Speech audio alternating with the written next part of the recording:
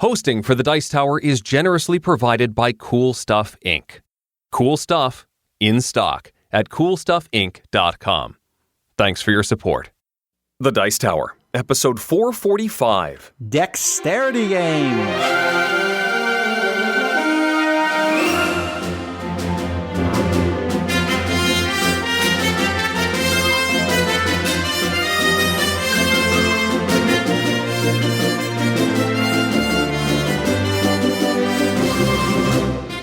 Welcome to the Dice Tower, a podcast about board games and card games, and especially the people who play them. On today's show, we answer questions from the mailbag, including one listener who begs us to find a new term for filler games. Plus, get ready to flick, stack, topple, and slide with our top 10 dexterity games. I'm Eric Summerer, and here's your host, the Dexter to my Dee Dee, Tom Vassell. Okay, I'll take that, I guess. Everything is perfectly fine until I sneak into your lab and mess up your stuff. Yeah. I don't know. This is another one of those cartoons that I've only seen bits and pieces of. Oh, I watched a lot of this in college. I was busy studying in college. That's a Studying? lie. I was playing games. All right, folks. Welcome to the Dice Tower. My name is Tom Vassell. Hello there, I'm Eric Summerer. And it is, I believe, we're still in February, right? We are. We are, yes. Winter is still here for many people. Yes, indeed. It's been very odd. Sometimes we get a snowstorm and my engineer can't come down and I can't record any books and it gets me all jittery. That means you have a day off, right? Well, yeah, but I've got deadlines to deal with. The free and easy life of an audiobook reader is obviously not as free and easy as we had all suspected. I don't think it is. I don't think anything is as free and easy as it seems. I think those people who, do sleep tests. Ah. I don't know what they're Yes. called. Where they go and they sleep and scientists study them. Sure, sleep study participants. I think that might be easy. I don't think it pays very well, though. It's not really a career goal. Okay, well, folks, last couple episodes, we talked about our cruise, and boy, did people start buying rooms for the cruise. Cool. There are still some, but we are now over 50% sold out. And so if you are interested in that, don't delay too long, because one of these days I'm going to come on and say, cruise is sold out. That's it. If you want more information, you can find that at dicetowercruise.com. And let's see. Well, we're getting ready for the year. This is kind of an interesting part of the year because there's so many huge announcements about games that are being made. Yeah. We're seeing all sorts of games being talked about, from Seafall to Scythe to they just announced that Pandemic Cthulhu. Oh, my goodness. There's just so many games being announced, and yet games being released, not quite so many. Little slow? Well, that's because everyone tries to get them out for Christmas. Right. Now, one game I'm very excited to have my hands on is I finally got a copy of Onitama. Ooh. This is game number 2 in the Dice Tower Essentials, which means if I have a copy of it, then the shipments for everybody else are really close behind because the copy I have is full production. Mm-hmm. This is a 2-player abstract game, which I think is an amazingly cool abstract game. It uses 5 cards, although each game the 5 cards will be different, and 7 pieces per side. Or is it 5 pieces per side? 5 pieces per side. And you are trying to capture the leader of the opponent. Yes. The master of your opponent. Sorry, I opened the box to check to see if it was 5 pieces, and Eric is right. You think I would know this. You'd think. And it's really simple. It's like a 5 to 10 minute game. And the cards you have tell you how you can move the pieces. You have 2 cards, and then you switch one of your cards with the middle card. There's the 5th card in the middle. And then next turn, your opponent switches. So every time you move a piece, you will get a new kind of movement for the next turn. And then you're also giving a kind of movement to your opponent. So I highly recommend this game, obviously. Otherwise, it wouldn't be in the Dice Tower Essential line. And I look forward to seeing this on shelves really soon. That's Onitama. Yeah, I actually had planned to talk about this next week, believe it or not. But I agree. I'm really looking forward to seeing the final version of Onitama. I watched your video, Tom, but I haven't actually, held it, obviously. But I got to play the earlier edition of this at BGG Con and adore it. It's very smooth. It's a clear abstract, and I can't wait to play it with my son. It's really exciting. I'm excited to try it out with him. Now, I'm going to guess that all the games we're going to talk about today are not quite as exciting. But let's find out, because this first one sounds epic. Well, yes. Continuing the trend of small-sized epic games, this is Epic Roll. Oh, I need to pause you, Eric. Yeah. World, stop it. Just stop it. Stop using the word epic for a game that is not epic. Epic is a word we will use to describe your game. Don't tell us a game is epic when it's not. It really does set up expectations that it's hard to meet. There are exceptions. I do really like Tiny Epic Galaxies. Big thumbs up there. But anyway, Epic Roll is a dead simple press your luck dungeon crawl game. You have a die that represents your little fighter. There's 3 different classes, and there's a wizard, there's an elf, and there's a fighter, tank style guy. Your object is to make it through a series of battles and eventually destroy the lich at the very end of the path. There's a little, track that you measure your progress. And on your turn, you will roll a die that says who you're going to face. And in the first third of the game, the first 3 battles, you have 3 categories of bad guys that are basically just 3 different levels of hit points. Once you make it to the halfway point in the game, you level up, and you will be rolling 2 dice, your basic character die and a bonus die, except you're going to be facing slightly more difficult creatures. And then, at the very end, you'll face the Lich, who has a whole bunch of hit points, and the first player to knock that guy out wins. Each roll of the dice you roll, and you measure your defense or attack against an enemy die that is also rolled at the same time, and you just knock each other down. And eventually, you will win or lose that battle. If you lose, you reset back to the beginning of the track. If you've managed to get to the level up point, you will reset to that point. And start your turn from there when it comes back to you. If you win, you get some sort of reward, which you can use on a future turn, like an extra hit or an extra defense or a healing, stuff like that. You can even counter. There's a counter card that lets you counter other players' cards on their turn. You can choose to continue, but you don't get to heal back up to your 6 hit points, or you can stop, lock in your progress, and start from there on the next turn. That's it. The next player goes, they do the same thing, they push a little harder, trying to catch up to you if you've done really well on one turn, or they may be a little more conservative if they're in the lead, and eventually somebody goes after the Lich, and if they manage to knock them out, they win the game. That's it. Now, I said it was dead simple, it certainly is dead simple, but I don't necessarily think that's a bad thing here. This one aims to be a lightning-fast push-your-luck game, and in doing so, I think it succeeds. In fact, I think it's better than, say, Dungeon Roll, which has a lot more matching of different combinations and looking at, so I rolled 3 of these symbols and I want to match it up against this guy and maybe it doesn't work out that way real well. This is roll, log your hit points. Roll, log your hit points. Roll, log your hit points. Battle's over. And then you decide, the decision is, do I continue or not? It just boils it all down to, let's do this as quick as possible. And it moves fast. It doesn't overstay its welcome. I think as a super light game, it works. However, that's not epic. It's not. I don't know what you would call it instead. Lightning Roll, Lightning Dungeon, but Epic Roll it is not. It's still a good game, and it gets a thumbs up from me. Just the name doesn't work. I would like to point out again that you are not allowed to use the word epic if your game is not epic. And you can't tell me, well, it's epic if for a small game. No. Look up the definition of epic. Your game is not epic. Stop using it. This has been a public service announcement by the Dice Tower, and it does reflect the opinion of everyone here. It's certainly not cinematic, that's for sure. Okay. I have not played it yet. I've looked at it. It does not look epic. It's a small box. My kids really enjoyed it. My son liked it a lot. All right. Well, now we're going to talk about Stinker, which is, come on, that guys. bodes well.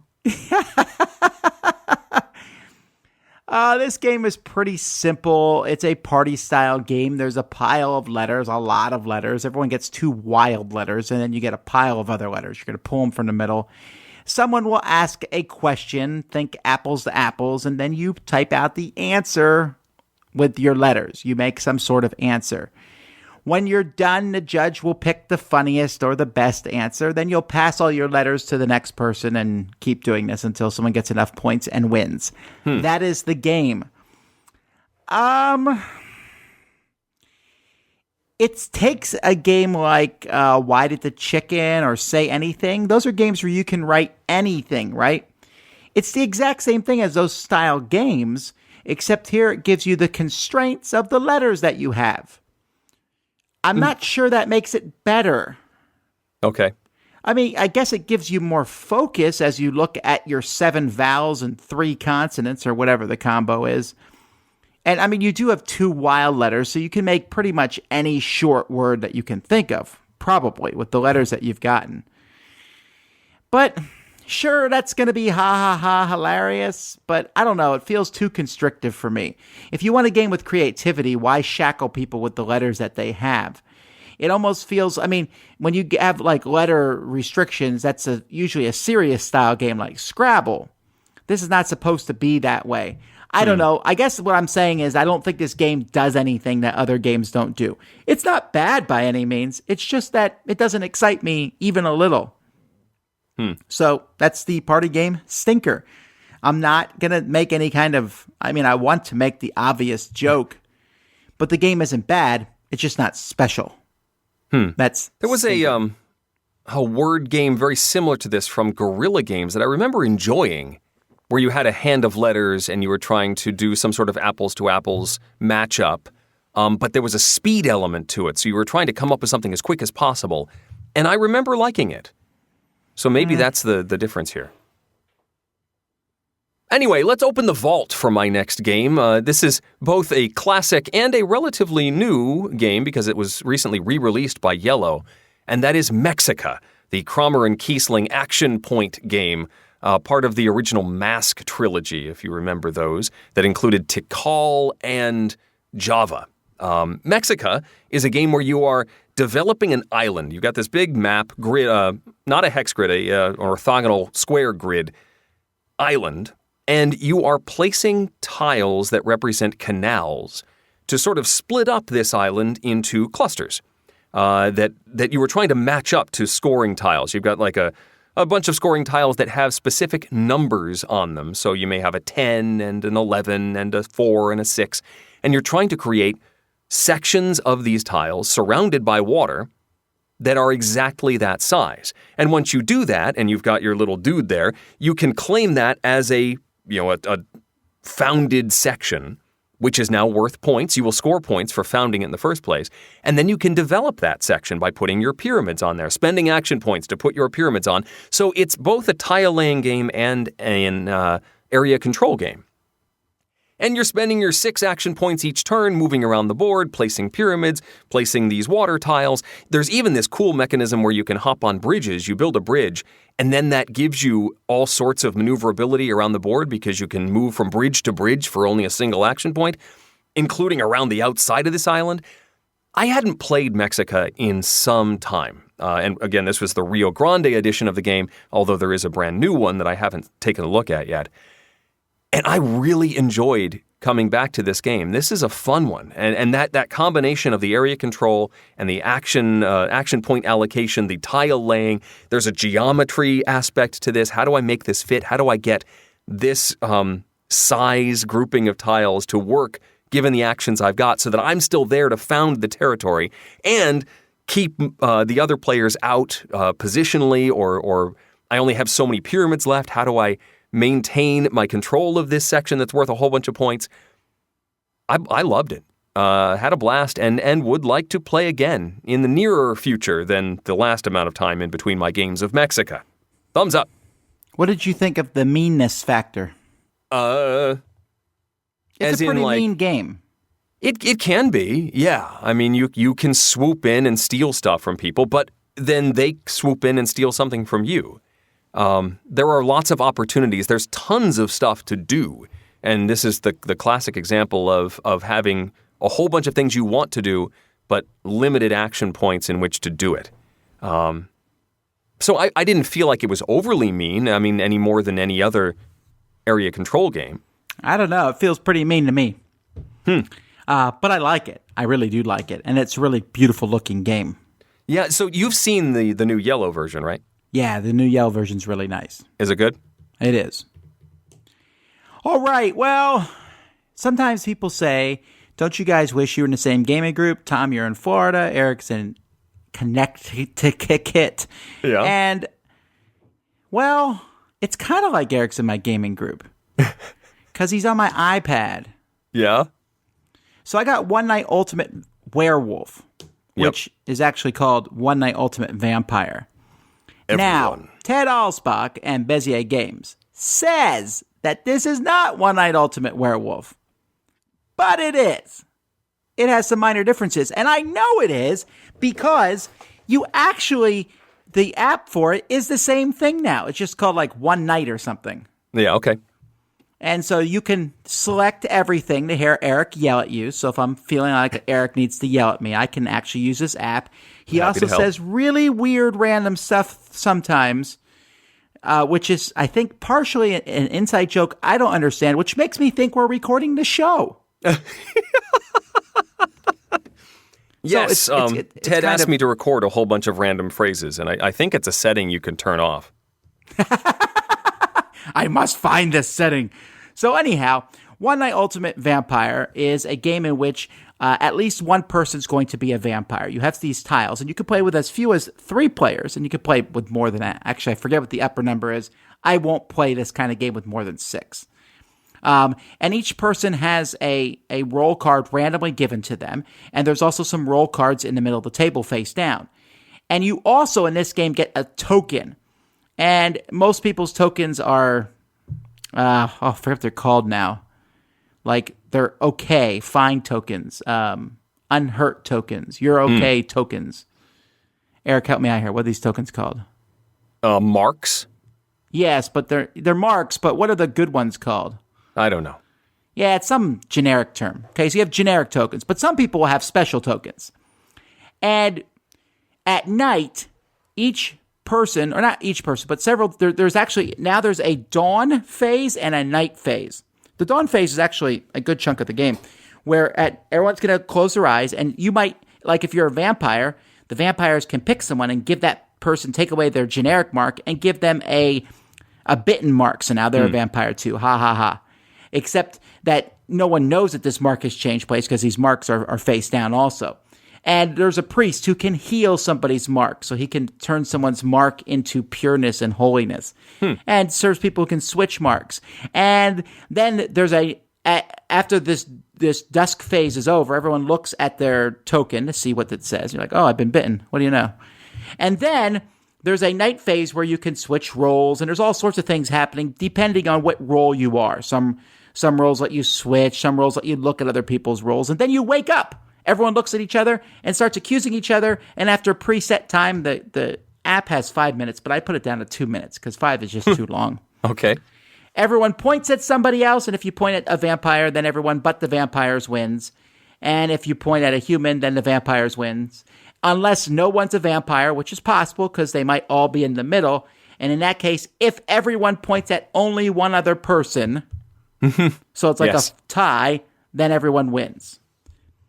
Now, I have played One Night Revolution since playing One Night Ultimate Werewolf, and I really liked that better. I thought it was a better game. My kids, though, love One Night Ultimate Werewolf. So they loved One Night Ultimate Vampire, too. Okay.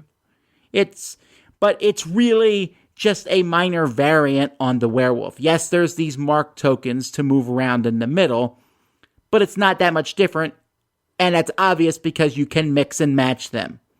I have not done that yet because I don't feel like dealing with the confusion of having werewolves and vampires and all the different roles. And in fact, I selected every single role in the game, including all promo roles, and started playing the night phase because I wanted to see how long it went. Yeah. And I got tired of Eric talking after a while, so I turned it off. It was really long. Because when you add in the doppelganger role... Oh, yeah. Eric will be like, "Well, if you're this, do this. Now, if you're the doppelganger, pretending to be the whatever, you do this." I'm like, "Oh no, okay." You know how many times I've had to say doppelganger?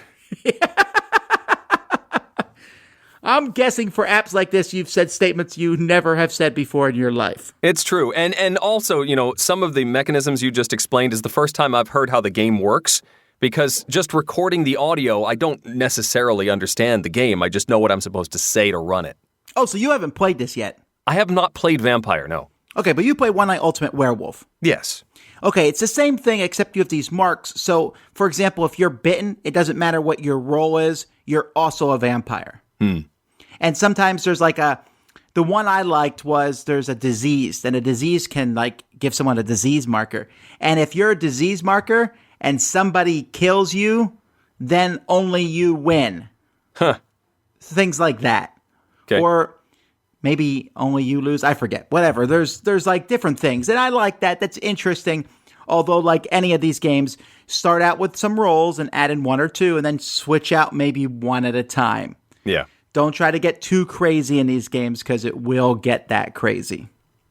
I like it. It's fun. It does feel a little bit like I hear the cow going moo as we keep milking this. But One Night Ultimate Vampire, I gotta say, if Ted does not announce some other one night thing this year, I will be surprised. I feel like something else will come. Yeah. I'm saying nothing. Yeah, I thought you would. All right. Now, this next thing makes me laugh because I have also gotten this game. So, recently I received a package from a company called Fantasy Board Games, LLC. And that conjures up all sorts of images. Well, it actually boggles my mind that was even available. Right. Yes. So what was inside is fantasy stables. Oh, so these are like unicorns. No. They're not fantasy horses. This is as if your fantasy was to run a stable of horses.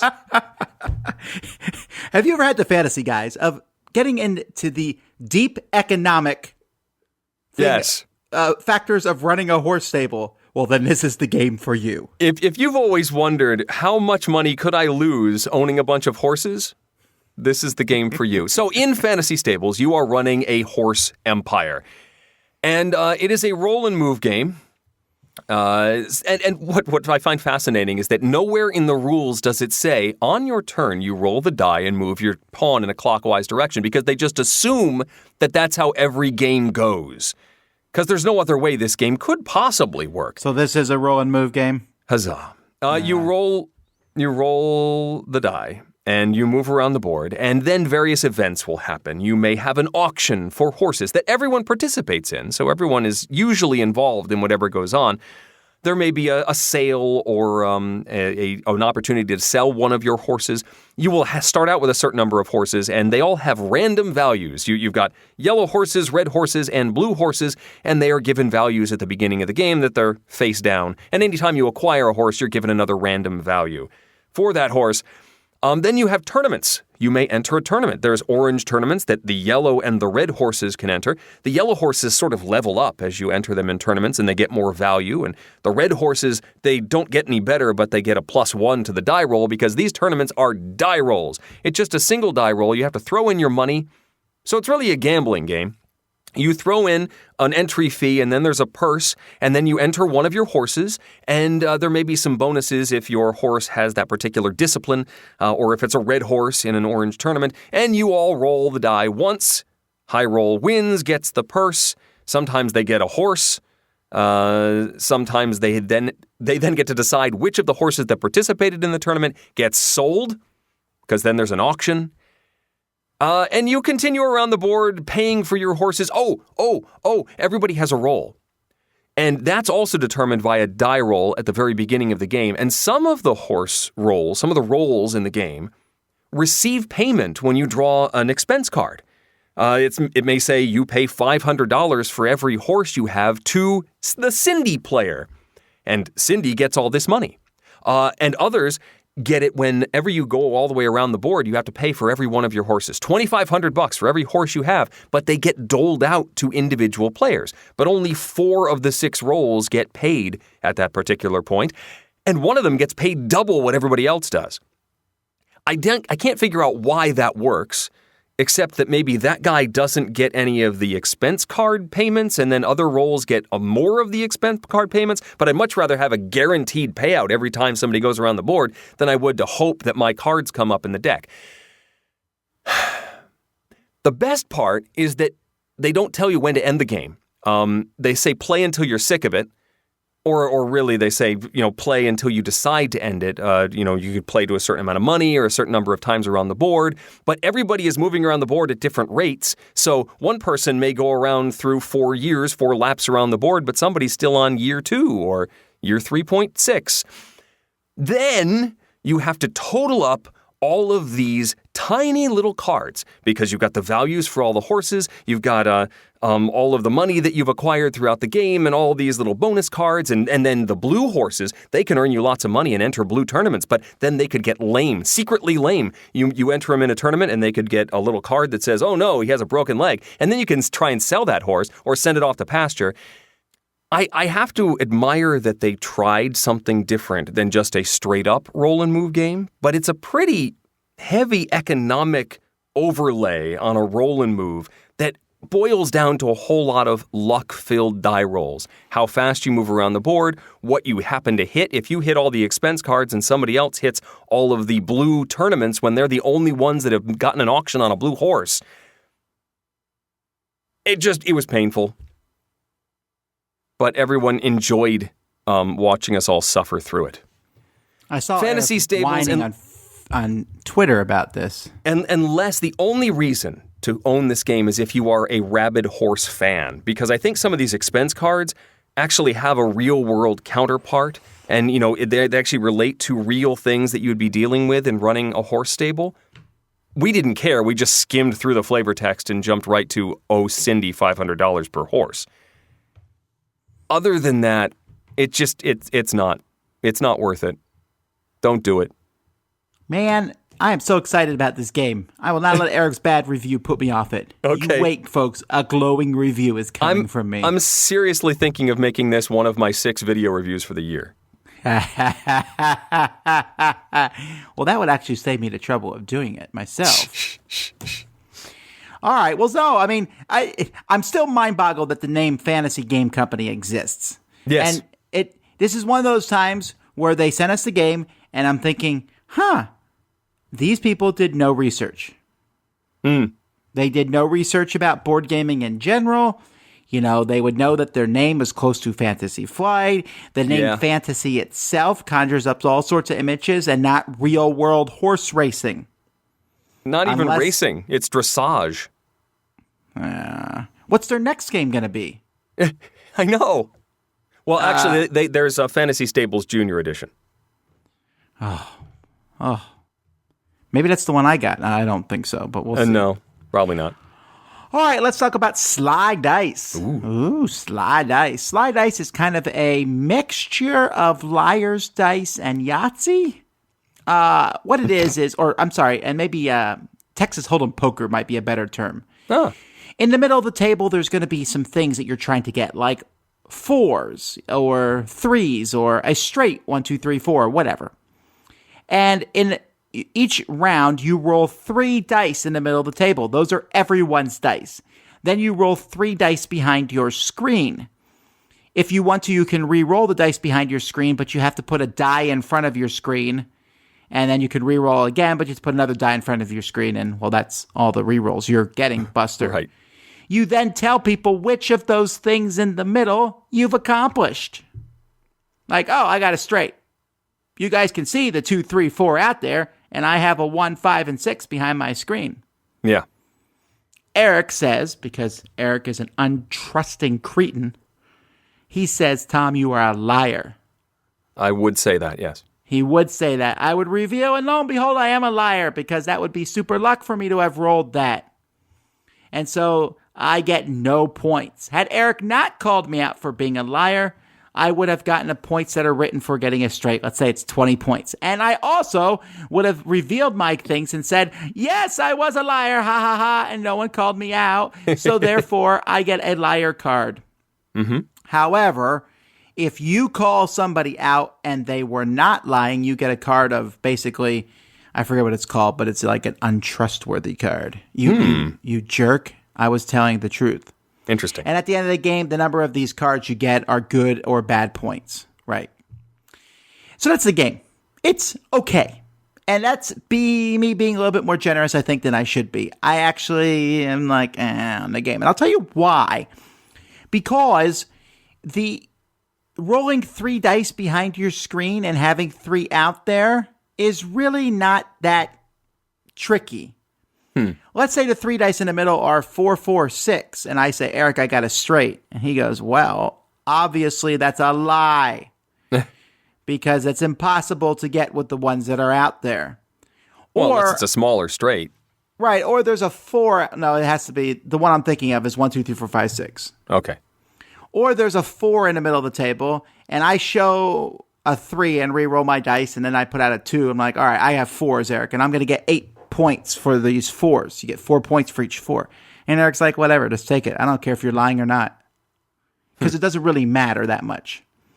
And it also has these weird things like there's a card, get 1s, and for each 1 you get 1 point. Or if you get 2s, you get 2 points for each. That just doesn't, why should I go for those 1s, 1 point each, when there's one out there that gives me 6s for 6 points each? That's just odd. The game feels like it's a half-baked idea. I like the idea of rolling hidden dice, but 3 dice doesn't give you a lot of room to bluff. And there's not as many combinations. Like in poker, when you're playing Texas Hold'em poker, there's all sorts of combinations that I might have in my hand. I might have 2 pair, I might have a straight, I might have a flush, I might have all this stuff. Here, I'm telling you what I have, and you just have to guess if I'm lying or not. So what you do in this game is you lie about small stuff, hoping someone calls you out on it.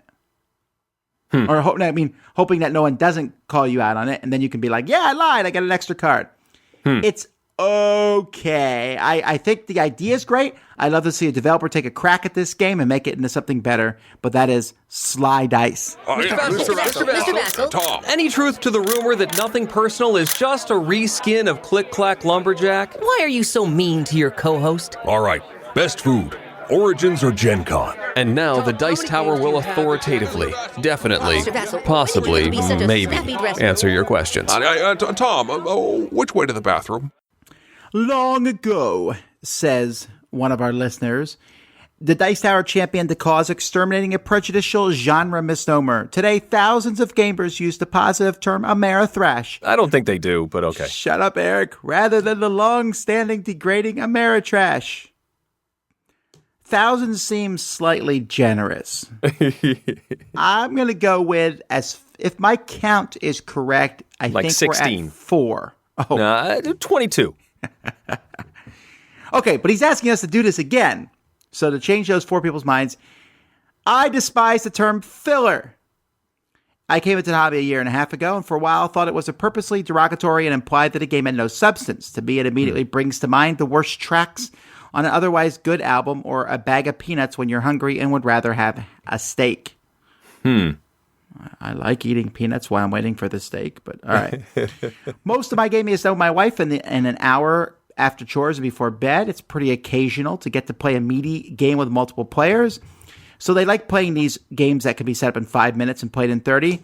These are the main event. They are not fillers to us. So we turn to you, Tom and Eric, to pity and lend your aid to us fillerites as you aided Amerithrashers long ago. All these games need your help. Maybe we could find a new term for fillers that implies quick setup and playtime in a positive way. They set up and play in a flash. Maybe we could call them flash games. That would be a horrific name. Right, well, and flash games are computer games that use flash. Right, that's why that would be a bad name. Right. So this is what I've decided. No. Because I like the name filler. Because it's perfect for me. Filler fills in the spots between the bigger games. It's the one I play at the beginning of a game night. It's what I play in the middle of a game night. It's what I play at the end of a game night. And that doesn't mean you can't play it somewhere else. It's kind of like saying you can't sit and eat a whole bag of nachos for a meal. Do it. It's probably not good for you. But you can. I think this listener is reaching for a connotation that I don't think is intended. Do we ever filler speak is not? about these It's not things negatively? It's not a designation of substance. It's a designation of playtime.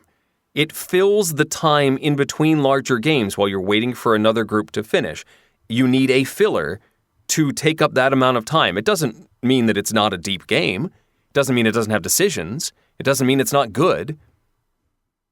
But it has a use to fill space in between larger games. I get where this person is coming from, but I don't see it as a negative connotation at all.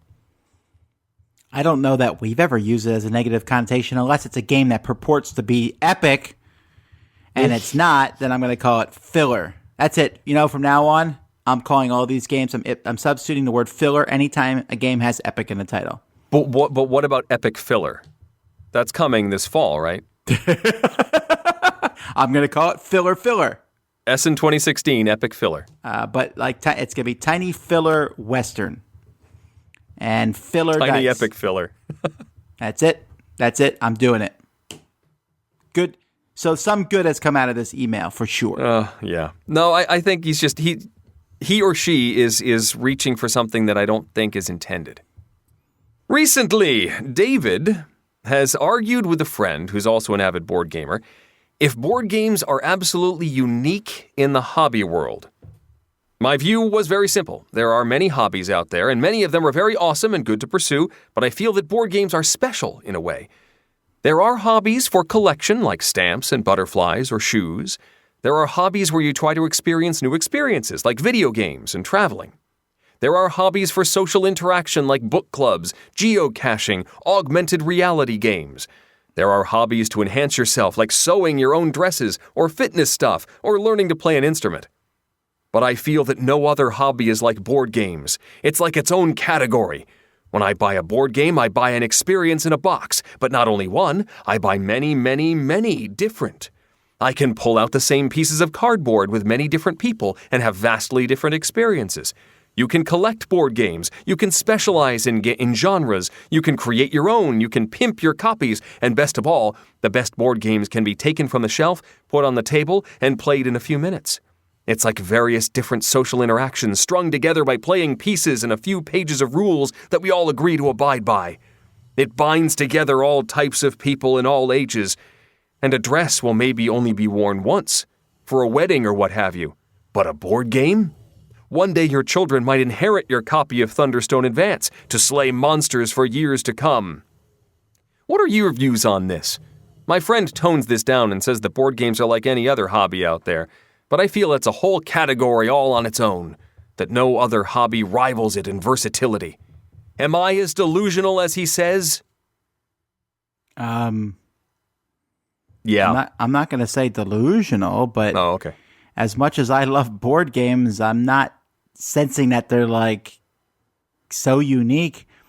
I'm a big fan of books, and I don't know that any hobbies like books that can take me to a world somewhere else, and I can get lost in it, and I can do a book anywhere, all over the place, and I can pause a book and set it down, pick it up, and nothing has changed. And you can read it multiple times and get new things out of it each time. So you could really take any hobby, with the exception. Okay, actually, I can't. Rock collecting. I was trying to pick a hobby to make fun of, and then I kind of lost it there because I was like, I don't want to make fun of that hobby. But any hobby could be considered unique. I participate in a lot of hobbies, and there's a lot of fun in all different hobbies. Sure, board gaming is unique. I agree on that, but so are many other hobbies. I mean, you could argue that like one sport is similar to another sport, or that reading comic books and reading graphic novels is pretty similar. I mean, I don't know. Hey, Ray wants to go back to our first question. Yeah, there we go. And he says, here's a question, and this is mostly for Eric, which I'm pleased about. Great. He says he notices several times Eric will talk about a card game, which is some simple color number system to score points. Eric will often describe it and then say he didn't really care for it. I love this, Eric, because this makes you sound like a negative reviewer. Pretty much. What's the thing you're looking for in a light filler game? With all the games in Dice Tower covers, am I wrong to assume that you know when you first see a game that will be a game you don't like? Or do you give games a chance even when your gut tells you it's not for you? I ask because sometimes it seems you review a similar type of game, not like it, but then try out a very similar game. Well, okay. First off, First sort of off, looking Eric for... gives like one negative review for every 10 positives. Sure. I'm trying to find some depth. Although, just a few minutes ago, we talked about the epic roll that I enjoyed, even though it was extremely light. I think I like to see some depth, though, in a light filler game. I want to be able to have some choices, some agency in what we're doing. And even though it's going to be a quick experience, I don't want it to be just rote and mindless. I know that certain games are like that are designed to be sort of an activity that you do while you're chatting. But that's not really my kind of game. I want something that's a little deeper. Something like Red 7 is colors and numbers to score points, but it has some difficult decisions, some interesting choices. I like that sort of thing. And yes, occasionally I will come across a game that in the reading of the rules, doesn't seem very interesting. And I think that was the case with that epic roll game. You can tell from the very beginning that it's extremely simple. It was like a one-page front and back of rules. And I'm like, I don't think this is going to be very fun. But it ended up being so fast and simple and lightning quick that the excitement arc was exactly where it needed to be. And I think that worked. So yeah, occasionally something's going to surprise me, and that's why I still play a game that seems similar to something else I didn't like. Maybe this one got it right. Yeah, I guess. But you do like games without any depth at all, like Can't Stop. Yeah, but that again has agency and choices and difficult decisions. I don't know that they're difficult. I mean, obviously they're difficult for me. But I don't know that it's a difficult decision. It's just a decision. I'm just looking for fun. And sometimes a game can and of course that's a nebulous term, but sometimes a game can be simple and you're like, yeah, but I didn't feel like it did anything. And other times a game is simple, you're like, yeah, I didn't do much, but it was so fun I don't care. But I think substance is actually a good thing. Eric is on the right track there. I'm somewhere near the right track, thanks. Jeff is wondering if this maybe doesn't happen everywhere, but he sees that board games are rarely or never on sale at his local board game stores. I seem to see games that are older, more than a couple of years, just staying on the shelves, and I'm curious why they wouldn't put some sales on to move product. I know I would add more games to my modest collection if there were a few more sales. I think they're hanging on. They're so committed. They're not a good store. There's that too. I mean, seriously, if you are a store, you need to have turnover. Turnover is important. Having a giant selection that no one cares about is a bad idea. If you have games that aren't moving, you put them on sale, you move them, and then you get games in there that move. That's not a board game principle. That's a basic business principle. It is indeed. So you just have a bad store. But don't worry, because there's games on sale online all the time. Mm-hmm. Somebody has a sale all the time. I know this because they're emailing me. Hey, we have a sale. 2% off. I'm like, oh, right. Yay. Yeah, they should have stuff on sale. Nick. He goes, can you go into detail how you draft your dice for a Dice Masters game? Sure. I believe that there's actual rules online. He says, I know you mentioned laying out 6 cards to start. You choose one at a time. But how do you even pick the 6 cards? Well, this is what I do if I'm drafting, and I don't draft much these days because I don't feel like shuffling all my cards because it took so long to put them in order. But in many games, we'll take Dice Masters out of it. There's a lot of games where I'll draft and I'll just shuffle the cards, like Duel of Ages or Cosmic Encounter, or whatever game we're drafting, put them out. All right, you pick one, I pick one, you pick one, I pick one, you pick one. Great, put out some more. And we go back and forth and do that. For X-Men Adventures, I would for Dice Masters, that's probably what I would do. But if you drafted a character, you would get all the types of cards for that character. So if you took Superman, you'd get all the Superman cards. Yeah, that's what I've done too. I have a much more limited set. I only have the first wave of Dice Masters. But if you chose Cyclops, you get all the versions of Cyclops and you pick which one you want. Then he asked if we played the game Heavy Steam from Greenbrier Games, and we didn't. I have not. I don't know if Eric has. No. It hasn't crossed my shelf, so I haven't even seen it. Then he asks a good question here, and we'll probably end on this one. He says, could you explain how pricing works for board games and how board game companies actually make money? So he says, on Cool Stuff, games are always 30% off, so if you ever buy a game MSRP, are those game companies making huge profit margins? Should I feel bad I only want to buy games at Cool Stuff and other game sites or Amazon? I just feel like I'm cheating myself by getting game full price at a game store when I know I can get it much less online and have it delivered right to my door. Why does anyone even buy games at game stores? Am I just a bad person? Do people realize they're spending a lot more when they go to game stores? He thinks we should do a Dice Tower video documentary series with this describing the business. Someone just wrote an article. Let me see if I can pull this article up. But first of all, there's a basic general concept that you're getting wrong here, and that's the markup does not go to the company. Unless you're buying directly off their website. Right, it's going to the store. So if you buy from Cool Stuff, they're taking 30% off. They're getting less money. Cool Stuff is. If you buy from the local store is getting a certain amount of money. But the company, we'll just use a company here, for example, Z-Man Games. Z-Man Games is going to get the same amount of money no matter where you buy it. Because they probably sold it to both stores for the same amount of money. Although, in Asmodee's case, they'll be selling to... That's about to change. Yes. Online stores for a more expensive price. So there'll be some differences there. Are you a bad person? I don't think you are, but I think this goes back to why should you buy from a local store? This is the age-old question, yes. I mean, if you think about this is not a board game-specific question. This is an everything in life question. Yes. Because you can get almost anything online at this point. So I was tossing this one to Eric now.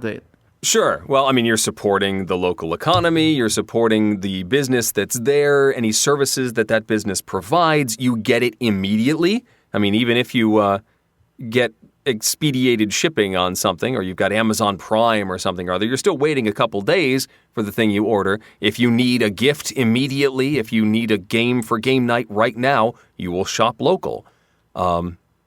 But yes, you are paying more for that privilege and for the use of the space, and that's what you're supporting. Someone just wrote an article on this. I'm trying to find it. While Tom's looking, I am actually going to have an opportunity to support some local economy here in Connecticut. I found out that not only are we getting a board game cafe opening this weekend that we're recording in New Haven, but there's another one in Middletown, like practically equidistant from me, are going to be 2 board game cafes. I need to start eating and playing games. I'm excited. Oh, whatever. Well, anyhow, I think that it's good to buy from stores if you patronize that store and you're helping that store out. So feel like a good person if you do that. Don't feel like a bad person if you want to buy online. Go ahead and buy online. I don't care. That's great. However, don't go to your local store, sit there and play games all the time, have a great time meeting people. Look at all the boxes. Right. Go check out the boxes. Look at the games. Then go buy the game online. Then your local store goes out of business and you get mad. Because even worse is when you do it from your phone while you're standing there. Oh, that's really bad. Please don't do that. I'm not saying you have to buy stuff at a store. I would never promote that. But have the courtesy to not do it in the store itself. That's like breaking up with your girlfriend by calling it your new girlfriend in front of her.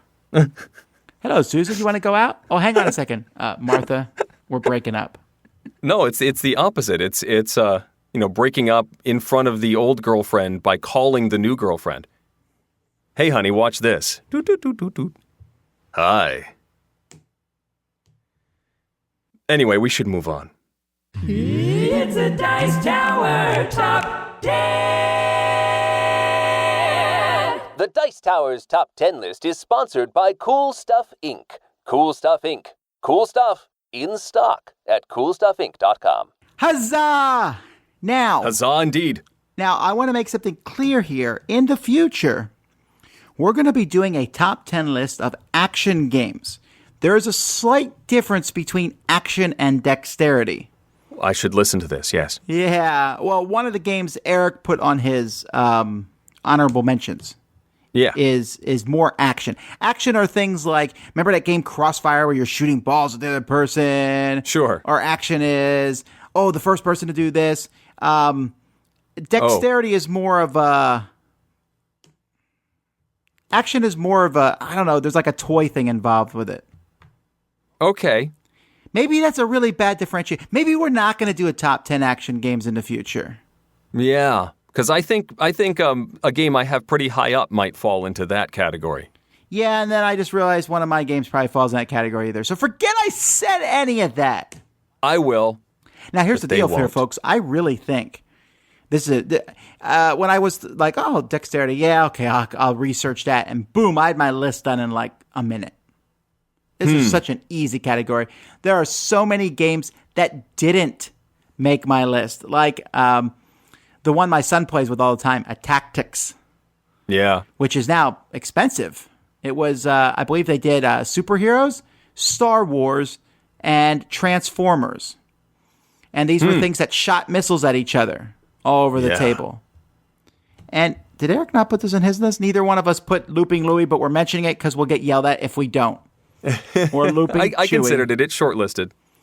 I didn't put Perplexus, even though Eric put it last time. Yes. The last time we did this was November 21st, 2011. But yes, Perplexus was on my list, and I will agree, it's really not a game. Right, and I love Perplexus, especially the new Star Wars one. But I don't believe it's a game, it's just a solitary activity. It's more of a puzzle. So I got a mini Perplexus in my stocking this year.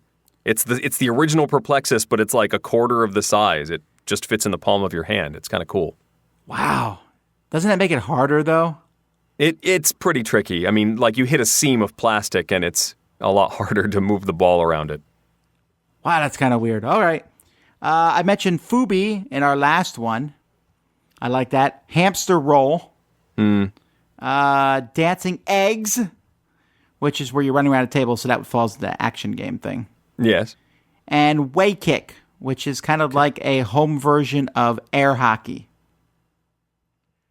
I mentioned that Perplexus was on my list last time. Crossbows and Catapult is the one that Tom mentioned that fits into the action category. It's really more of a toy where you're shooting like rubber-banded discs and using these crossbows and trying to knock people off of castles. That was fun. If you're poor like me, instead of rich like Eric when you were a kid, you played Weapons and Warriors. I never had it either. I had to go to my friend's house. And the other one, Nacht der Magie, it's a dry Magierspiel game, I believe, and you play it in the dark, and you have to push discs onto this circular board, and you're trying to get your pieces into little targeted holes without knocking things off the board. Really neat game, but it's sort of fallen a little bit. I've had opportunities to buy it at Essen, for example, and I just can't commit to bringing it home, hauling it home, and it just hasn't really stuck in my mind. So that fell off the list, although it's a really interesting, unique game. All right, well, here we go. Number 10. Let's begin with Rattlesnake. This was my number 6 last time we did the list 5 years ago. In Rattlesnake, you have these oblong magnets, and you have a board with snakes painted on it, and you will roll a die that says you need to place a magnet on the purple snake. And you take one of these magnets and you have to place it somewhere on the purple snake. However, these magnets, being magnets, are trying to attract each other. And so you have to sort of be cognizant of the magnetic fields around all of these things and try not to get any of the magnets to connect. When they do, they make this giant sound, and everyone jumps that isn't paying attention. It is in the Fantasy Flight children's line. I don't even know if that line still exists. And it's one that I have not brought out with my kids yet. When we did this list last time, my son was 3, so he wasn't actually playing anything yet. And this is one that I think both kids would really enjoy. I need to bring this out, maybe tomorrow. Anyway, number 10, Rattlesnake. Yeah, I love the sound those magnets make. They're actually called rattlesnake magnets. Because they make that click, click, click, click sound when they go together. If you throw 2 of them up in the air, when they hit each other, they rattle all the way down. Which is what eventually will happen once you introduce this to your kids. I know. I need to hide it when they're not playing it. All right, Eric, can you tell everyone what my number 10 is? La Passe Trap. Okay, good. I wasn't going to try that one. This is one of those games that they've made many versions of. They make small versions. There are huge versions. And I think Eric and I have played against each other at every BGG Con at least once. We do. It's a tradition, and I usually don't win. I don't remember who wins because there gets to be a point in the game where we're like, are we done? The person who tires first wins. Yes, whoever tires out first wins. Because you have these big rubber bands on the end and you're shooting these discs through a small hole in the middle. And if you're good, you can shoot it straight through to the other person's side. And there's 10 discs, so you're just grabbing discs and shooting them as fast as you can. You get all the discs on the other side of the person's board and you win. And you will be down to 1 disc and you're like, I got this. And suddenly you can't get it through that hole and they shoot 5 on your side. And the game just continues. But I do like it. I must say I like the bigger versions better.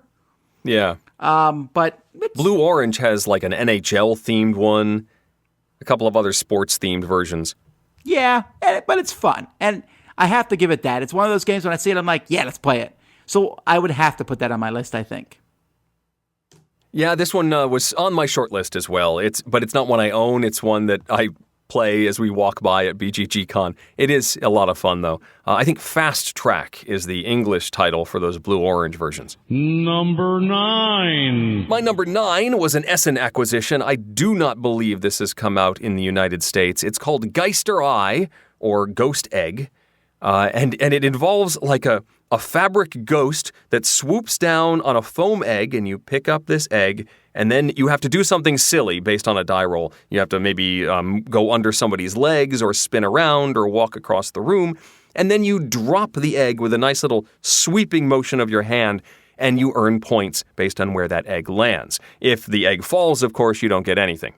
It's a fun little children's dexterity game with a very interesting, different mechanism. Geister Eye, my number 9. In every category of game, there's one game that for some reason transcends the genre and you're allowed to play it and be serious at it. Like in word games, there's Scrabble. I play Scrabble. And whatever. Well, in dexterity games, that game is Crokinole. Yes. Because Eric could be playing his Geister game and rattlesnakes and someone will come over and be like, sir, please keep it down in this side of the room. And they won't play these silly games, but they'll play Crokinole. I don't know. I don't understand it, but Crokinole is the serious man's dexterity game. And for a while, I didn't play it because of that. And then I played it, and it's a pretty good game. Yeah. Especially, and this doesn't matter in most dexterity games, but it really matters in this game. The quality of the board plays such a huge role in this game. You're flicking discs and trying to get them in a hole in the middle, or at least as close to that hole as you can.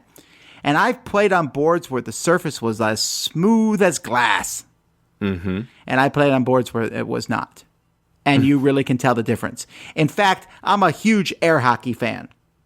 And I will whoop you in air hockey if I play against you. Or at least I'm going to say I will, and even if you beat me. But still, you can tell the difference between a good air hockey table and a bad one. It's the same thing with Crokinole. And so I really like it when played on a good board because everything just glides. It's a wonderful thing. So that's Crokinole. Crokinole's also one of those things that you can easily just hang on the wall and say, yes, that's art hanging on the wall.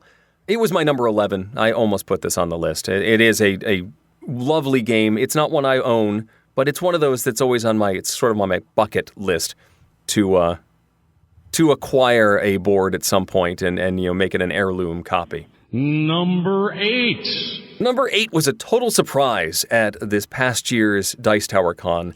It's made of plastic. It's a bunch of letters. It's called Connexi. And you are making words and stacking those letters to make those words in this weird tree, using tongues and grooves and balancing them in sort of gravity-defying ways as they hang off of each other. It's a fascinating and certainly a crowd-grabbing game as you build these letters and try not to make it all topple. So it's sort of a gravity/word game. Connexi, my number 8. Yeah. You love this game, Eric. You certainly do. I do. It's fun. My number 8 is Cube Quest. Now, Cube Quest, I believe, just came out in Germany because I saw it in the latest edition of the Spielbox magazine. But it's been out in America for a while. It's a 2-player cube flicking game. And you'll see on my list that flicking is like my favorite dexterity thing. You do like to flick, yes. Well, there's flicking, there's stacking, and there's unstacking. I'm trying to think what the other different categories of dexterity is. Usually dexterity involves trying to make a piece go to another spot or trying not to make something fall. Yes. Anyhow, I like the things about getting a piece in another spot, especially when you're trying to smash stuff. Cube Quest is like a poor man's version of crossbows and catapults because you have these different cubes and you flick them at your opponent. You're trying to knock his piece off the board, his king, but your pieces, depending on what side they land, they're basically dice. Or when they get to the opponent's side, different things might happen. You might, that piece doesn't die. He missed, but he doesn't die. He's still alive. So the dice mixed with the cubes that you're flicking at your opponent, it's just a cool combo. It's simple, it's light. You can stack the cubes at the beginning to make walls, which shatter. I really, really enjoy this game. It's light and fun. Me and my daughter have played it many times. So lots of fun. That is Cube Quest. Yeah, this is a Game Right title, so it shows up in, like specialty game store, not specialty game stores, but specialty toy stores. And I've held this several times and almost bought it a few times. So that maybe has gone up a couple of notches for me. Number 7. Number 7 for me is a HABA game called The Black Pirate.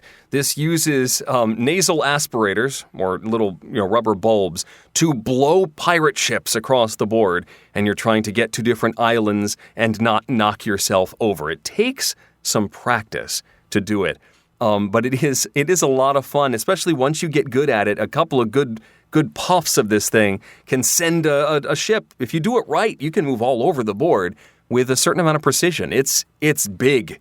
The big box HABA game, but a lot of fun. The Black Pirate, my number 7.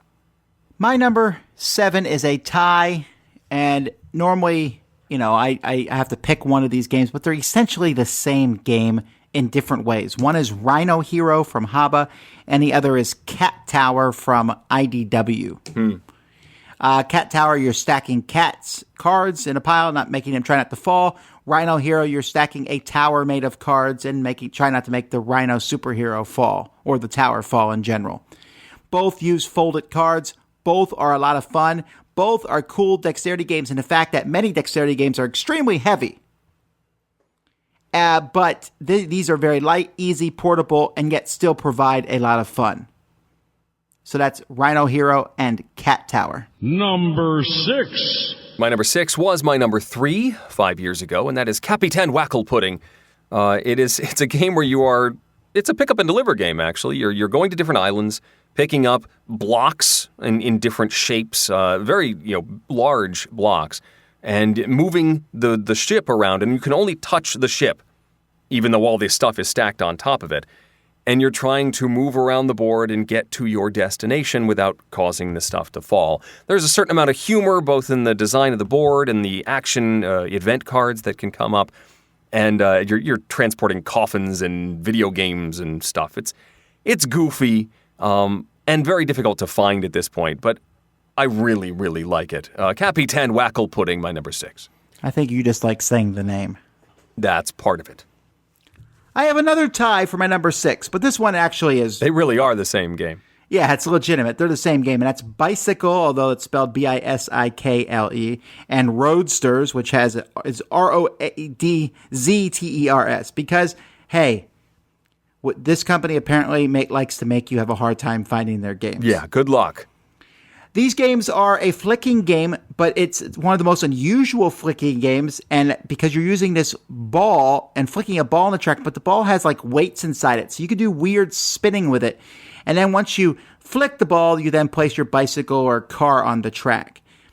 This is really fun, and it would actually be much higher on the list. It's number 6, if only because it only supports 4 players. And I feel like these kind of flicking racing games should support more players than that. So, but it's still a lot of fun. It's harder to find now. I don't think, I didn't see it at Essen the last couple of years. It was kind of a big thing briefly and then kind of faded away.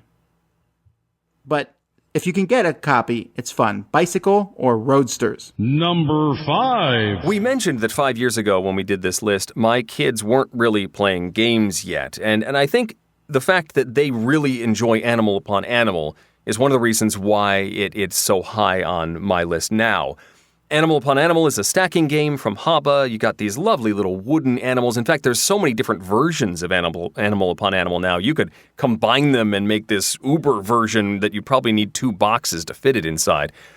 Lots of little animals, and you are stacking them in various ways, trying not to knock them over.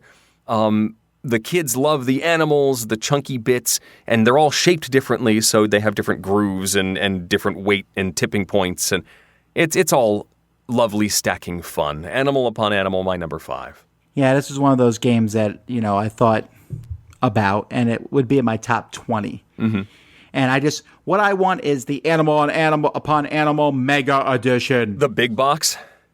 No, I want everything. There's like 30 different sets of this now. Right. I want them all in one giant box. Like I was at one of their shows, and they had like these little animals that they use almost as business cards. And so I took 5 of each of those, and now I have 2 more sets of animals. It's great. But, I want more for Animal Upon Animal. My number 5. We are now in 5 amazing dexterity games. When I was making my list, it was like 1, 2, 3, 4, 5. Boom. Done. So easy. And Eric only has one of my top 5 on his list. I know. Which saddens me because these are amazing games. Number 5, Tumbling Dice, which I even played with Eric. I know he's played this game. Oh, yes. It's great. It's so much fun. It's even more fun with the Vassal variant, where you use 8-sided dice, 10-sided dice, 20-sided dice, and such. And I did not play the variant with Eric because we were not really cognizant of life. Yeah, we wouldn't be able to add or multiply. It was a bit of insanity at that point in our marathon of gaming, but I really like Tumbling Dice. It's a simple concept. Roll dice down, has the luck of rolling dice, but the fun of trying to knock other people's stuff off. Very simple concept, cool game. The new version also is a little bit more portable than the first version. That's Tumbling Dice. Yeah, I still don't like that you have to disassemble it all to put it back in the box, but I guess that's what you have to do. I purchased the new edition of the game. This is probably in the low teens for me. I enjoy it, and the kids have enjoyed it as well. It's a fun game. And good for practicing your multiplication. Number 4. Number 4, I still adore Rampage / Terror in Meeple City, where you are giant monsters and you are building buildings out of meeples and cardboard and then knocking them down. It's goofy, good fun. And just, I love the art design, the cartoony nature of the whole thing. It's goofy fun. Rampage, number 4. I like Rampage, but this one didn't make my top 20, I think. I don't know why. It's really cool. It's fun to shoot the monsters at each other. I think, though, at the end of the day, this one kind of paled for me because I just couldn't get kids into this game that much. I don't know why. You think it would be, like, super fun for kids. I think it's a little difficult. Yeah, maybe that's what it is. My number 4 is Dungeon Fighter. Oh, I love this game. This is tossing stuff. You're tossing dice onto a board or cubes onto a board. You're attacking monsters. It's a dungeon crawl, although it's not the last dungeon crawl on my list. A dungeon crawl where you toss onto a board and you're trying to get these dice onto this board on a target, And then there's modifiers based on what monster you're fighting, what special weapons you're fighting. And eventually you might have to throw the die behind your back or between your legs or something that makes it harder. And there's like 4 expansions for this game. Yeah! Lots of fun. That's Catacomb, Dungeon Fighter. Yeah, spoiler alert. Spoilers there. I played Dungeon Fighter based on your recommendation a year or 2 ago. And I just this one didn't connect for me. I found it too frustrating to be fun. But I'm glad you like it. Yeah, actually, Eric, I might have thought that you would not like this one. Yeah. Maybe this one, of all the different ones I like in this genre, I might think that this one is the ratio of complexity to playing. I don't know how to explain it. It might edge over that silliness mixed with actually, you need to win the game. That doesn't work for you?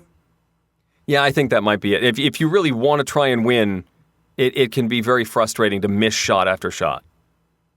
Yes, but I don't care, so it's not as big of a problem for me. Okay. Number 3. My number 3 is our one crossover on our list. So, I guess it's not my turn yet to flick, so I'll wait until it is. My number 3 is Catacombs, which is a big surprise, I'm sure. Another flicking game, another dungeon game, but I just really enjoy it.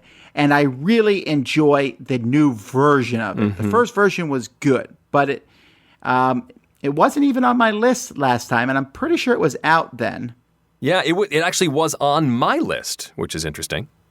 So it's fallen off your list, but I don't think you've played the new version. I've not played the new version, and I have not played the old version since that initial playthrough, which I think must have been recently, right before we did our list 5 years ago. All right, well, I'm going to make the call here. I think you would have a blast playing the new version with your sons. With you being the dungeon master and each of them controlling 2 of the heroes. Yeah. I think that would be a fun father-son bonding moment. Bonding moment. That's my guilt trip throw in there type thing. But Catacombs is cool. They have a really fun expansion for it, too. There's a ton of stuff in the box. It's at its heart a flicking game, but at the same time does a dungeon crawl better than most games that try to do it in a more serious method. So, Catacombs. Easy choice. Number 2. Speaking of easy choices, you knew it was coming. The curling table game is my number 2. This is the Canadian version with a one-piece board, and you've got little ball-bearing pieces that you're sliding down and then aiming for the house, trying to get more of your stones into the center than your opponent's. And this makes a lot of convention appearances, at least local convention appearances, near me, and it's always a blast whenever we pull it out. Eric keeps bringing it. I keep bringing it, and somebody's like, oh, fine, let's play curling. It's a blast. The curling table game, my number 2. My number 2 was really close to number 3, right? And which one it would be number 2 and 3. I've said this before, and that's Flick 'em Up. The wacky Western shoot 'em up flicking game. Oh, I love it. Full of Western theme, shooting, cowboys versus outlaws, going in there, shooting discs at each other with big stand-up banks, and you're robbing the bank, and you're trying to hang someone, shoot the barrel out from underneath them, shots are ricocheting off things, knocking the cowboys' hats off. It is a lot of fun. They actually just announced that they're coming out with a non-deluxe version of this game. Yeah, a cardboard version. Well, I believe the pieces are plastic. Okay, plastic version. Which is cool, which means get out there and buy the deluxe version now, because there's no way it's going to be as cool as that deluxe version that there's out there currently. This game is in my collection, and it's staying in my collection. Yeah! That's Flick 'em Up. Cool. I've only done the one play of this, and I enjoyed it, but it hasn't quite won me over yet. And finally, number 1. My number 1, and I wrestled with this one for a little bit, but honestly, I have had more fun with this game than all the others in recent memory, and that's Clask. This probably falls under the action designation that Tom was talking about. But I thought it would fall under the Cult of the New. Maybe, I guess, but this has worked so well for so many different people, and they all get really excited about it whenever we play. It's been fairly recently that we talked about it, but it's an air hockey analog that uses magnets, And not only are you aiming for the goals, but you are also trying to reduce the play field using these little barrier stones and sort of knocking them toward your opponent and trying to avoid the ones that they knock toward you. Plus, you have to avoid your own goal, because if you fall in those, then you score a point for your opponent. It's really fast, and it's fun, and it's sort of intuitive. It's not that difficult to pick up, but it offers enough play that, repeated play is rewarding and you get more control of the ball. It's just a really solid game that I've had a blast with, and it is currently my number one dexterity game. That's Clask. I like Clask too, but my number one is Pitch Car, which was Eric's number 3. Was there any doubt, folks, that this was going to be on my list? I didn't really doubt Pitch Car.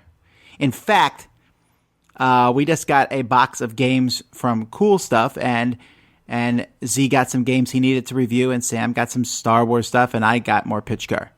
Because I was thinking my track size could be bigger. Yeah, sure. So I got another jump, because why not?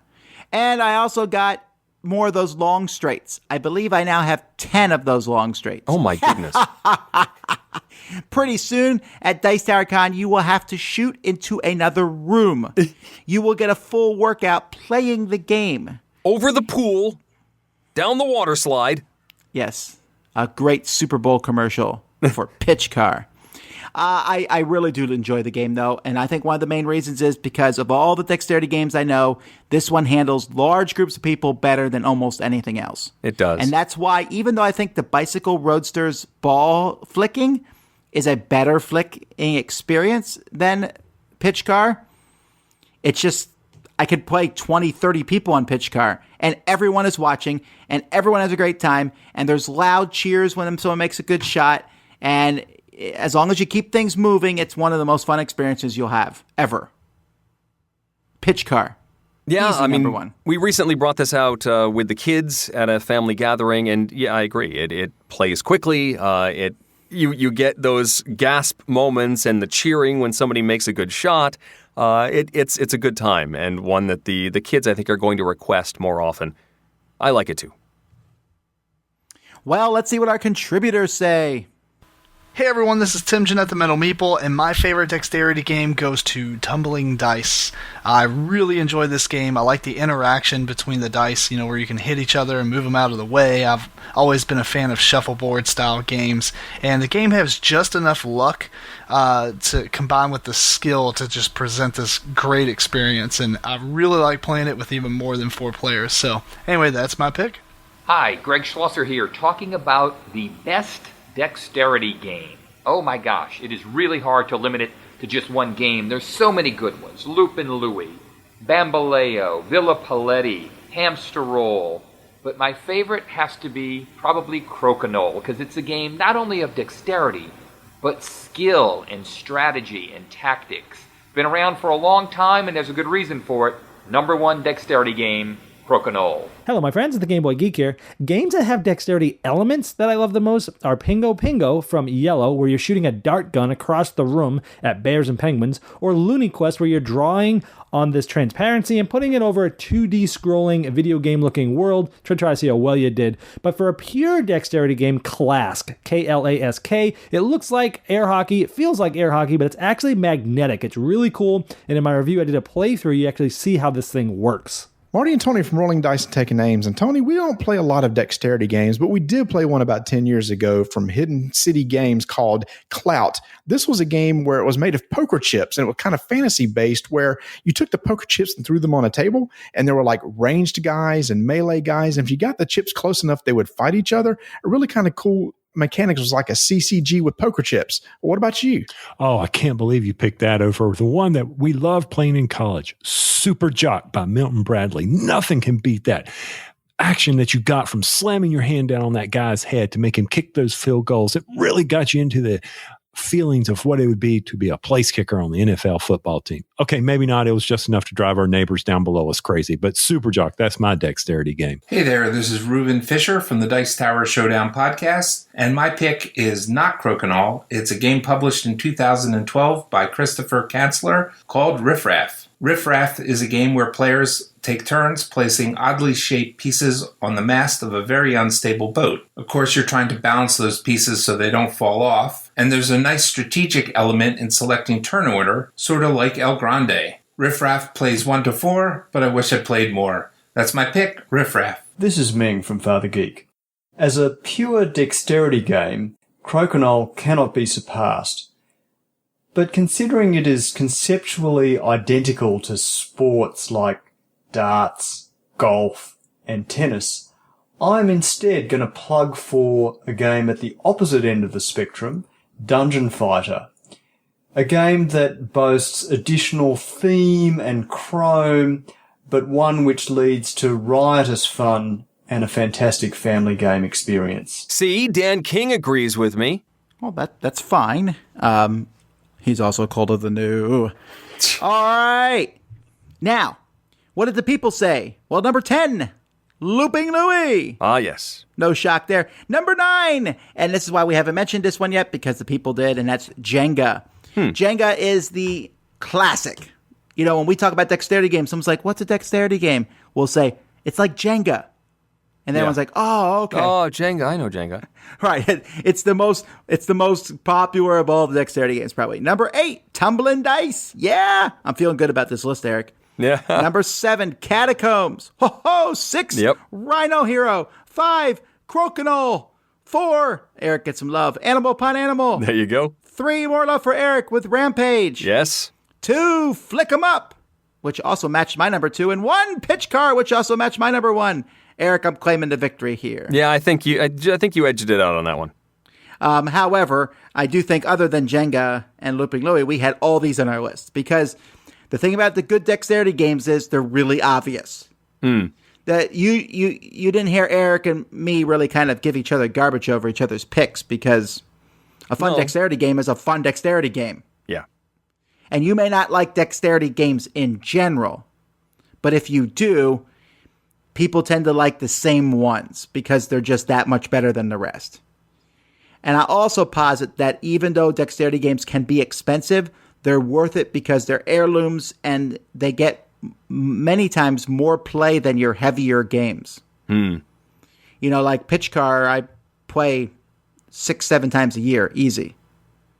Not many games in my collection get that much play. Yeah. Well, I mean, we've already mentioned it. One of the most popular aspects of the Board Game Geek convention is that central atrium with all the dexterity games in it. I always go do those. Yeah, many of which you can't see in many other places because they're so expensive and or difficult to transport. You know, this is a special thing. Usually people only own a couple of these things, and to see so many in one place is a real treat. Yep. Hey, folks, that's the end of the episode. We are now going to say goodbye. So Goodbye. Until next time, I'm Tom Vassell. I'm Eric Summerer. And you've been listening to The Dice Tower. Thanks for listening. Promotional consideration has been provided by game publishers in the form of review copies of games. This episode, number 445, was recorded on February 11th, 2016. Coming up next week, if you could only play one game for the rest of your life, what would it be? Find out what our contributors have to say. Support for this podcast comes from listeners like you. Thank you for your continued support. And speaking of support, the Jack Vassell Memorial Fund is dedicated to providing support to members of the board gaming community in their hour of need. Find out how you can help at jackvassell.org. The Dice Tower is produced by Tom and me, with production assistance from Jason Thompson and Ty Perez, Eric Matthews, and Rob Searing. Our theme was composed by Timothy Pinkham. The bent metal paper fasteners we found in our Gmail were provided by Eclipse. And hosting is provided by Cool Stuff Inc., where you can find great games at great prices at coolstuffinc.com. We love feedback. Visit the Dice Tower Guild at BoardGameGeek.com. Email us at thedicetower@gmail.com or follow us on Facebook. And of course, you can find more from the Dice Tower Network, including Board Gamers Anonymous, Board Game Corner, The Snakes Cast, Rolling Dice and Taking Names, Board Game Brawl, Dukes of Dice, and Dice Tower Showdown at dicetowernetwork.com. Until next time, from all the gang at the Dice Tower, have fun gaming. The problem with having this much Pitch Car is it now is physically exhausting to carry it anywhere. You need to put wheels on whatever the bin is that you carried around in. But isn't that like ironic to use wheels to transport a game about racing with no wheels. And then you have to give it a push and bank it off the walls in your house. Man. And then you have like Uber pitch car transporting pitch car. And then you have to rent a flatbed truck to transport the walls that you use. It's like Inception.